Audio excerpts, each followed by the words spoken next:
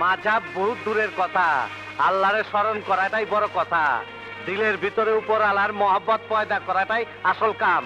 নাউজুবিল্লাহ, আস্তাগফিরুল্লাহ।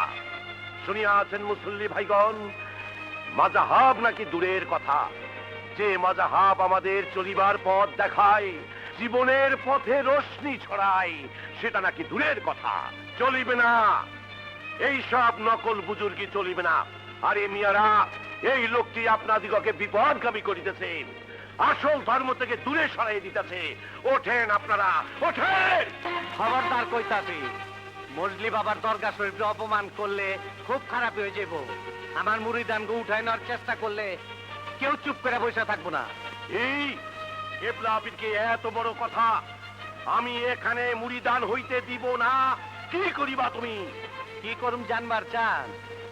লাশ পড়বো এখানে, রক্তের দরিয়া বানাবো আমি, জিহাদ করবো আমার মুরিদানটা, লেকিন মজলি বাবার অপমান হইতে দিব না। তাহলে ফয়সালা তো জিহাদের মধ্য দিয়েই করিতে হয়। নারে তাকবীর, আল্লাহু আকবার।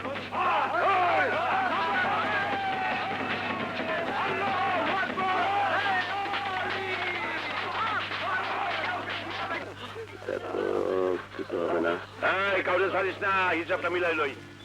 ডাকাত সাহেব, আরে ও ডাকাত সাহেব, আরে হুন, আরে আই জুত করি তো হাসি, আস্তে করি একজন কথা জিজ্ঞাসাম চাই আপনাকে সাহেবের।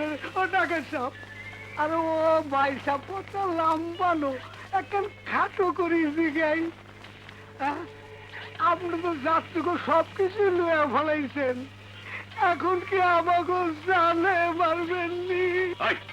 আল্লাহ আল্লাহ বাঁচতেছেন, আল্লাহ আল্লাহ করে, আল্লাহ আল্লাহ আল্লাহ আল্লাহ আল্লাহ আল্লাহ আল্লাহ আল্লাহ আল্লাহ আল্লাহ এই নে, আল্লাহ। চার্জার মাল ফেরত দিয়ে সবারই গাড়ি তুলে দে। ঠিক আছে ওস্তাদ? আরে ও ডাকাত সাহেব, মোবাইল দিলে আরেকখান কথা জিজ্ঞাইতাম। তাড়াতাড়ি কও।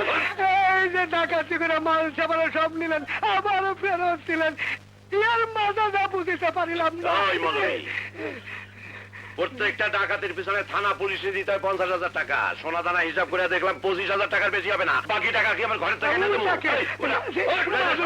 কাম নাই।